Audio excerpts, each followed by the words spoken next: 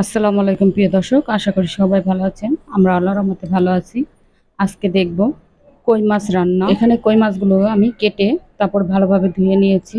আর এরকম মাছখান্দা দুই সাইডে একটি করে কেটে দিয়েছি। আর এখানে পটল আমি ছিলে তারপর এভাবে দুই পাশ করে কেটে নিয়েছি।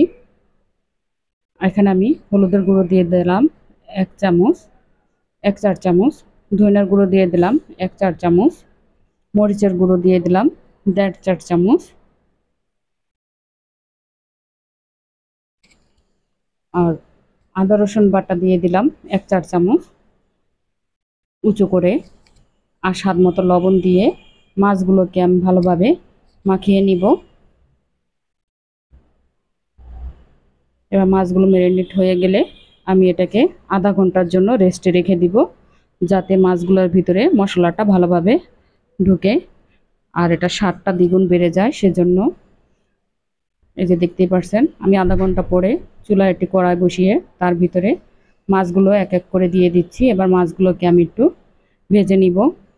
আর আমি কতদিন পরে কই মাছ খাচ্ছি আমার নিজের মনে নাই, অনেক বছর হবে।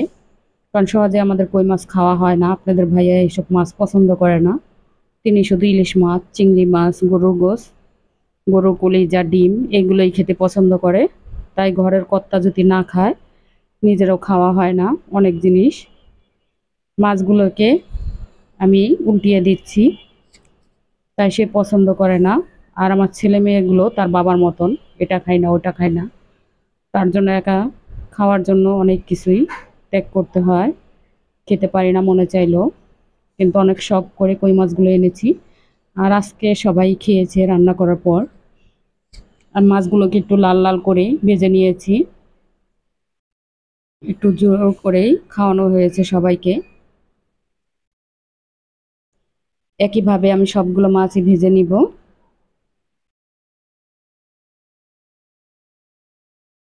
আমার মাছগুলো ভাজা হয়ে গেছে, এবার আমি পটলগুলো একইভাবে ভেজে নিব। পটলগুলোকে আমি একটু লাল লাল করে ভেজে নিব।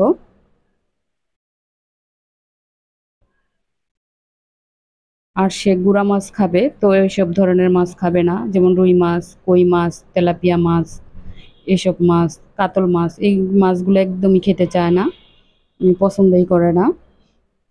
উনি বলে এইসব মাছের থেকে আলু ভর্তার ডাইলও ভালো লাগে। এবার আমি পটলগুলোকে একটু উল্টে পাল্টে ভেজে নিব, একটু লাল লাল করে ভেজে নিব। আর ভাজা তরকারি তো এমনিতেই একটু স্বাদ বেড়ে যায়। আপনারা কে কে এরকম করে কই মাছ খেতে পছন্দ করেন কমেন্টে জানাবেন। আমি অনেকদিন পরে খেলাম, বেশ ভালো লেগেছে।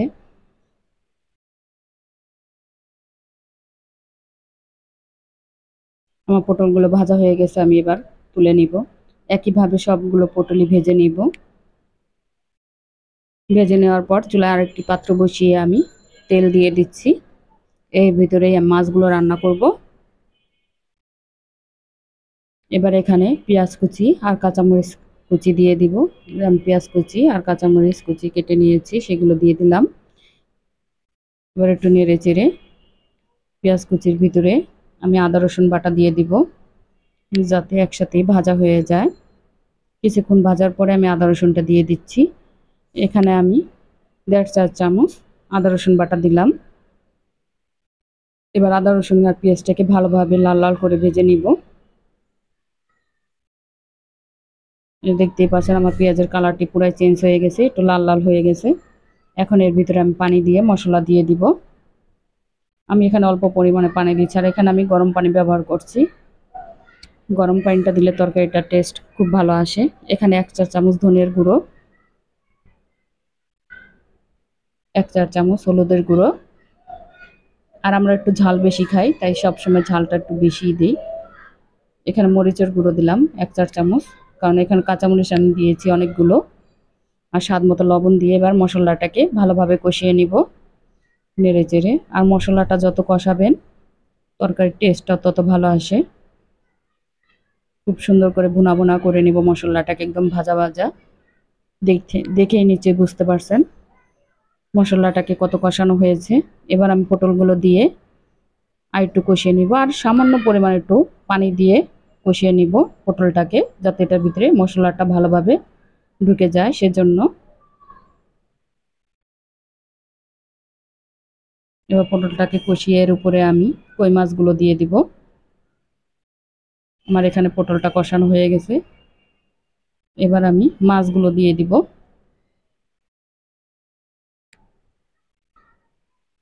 আর এই রেসিপিটা যদি আপনাদের ভালো লাগে তাহলে লাইক, শেয়ার এবং সাবস্ক্রাইব করে দিবেন। এবার আমি মাছগুলো দিয়ে একটু নেড়ে চেড়ে পানি দিয়ে নিব। আমি বেশি পানি দিব না, কারণ এটার ভিতরে বেশি ঝোল রাখবো না, একটু মাখো মাখো টাইপের হবে। আমি অল্প পানি দিয়ে নিলাম, আর পানিটা গরম ছিল, রান্না করতে বেশি সময় লাগবে না। আমার তরকারিতে বরফ চলে এসেছে, দেখে নিচে বুঝতে পারছেন। এখন এর উপরে আমি জিরার ফাঁকি দিয়ে দিব, ভাজা জিরার গুঁড়ো।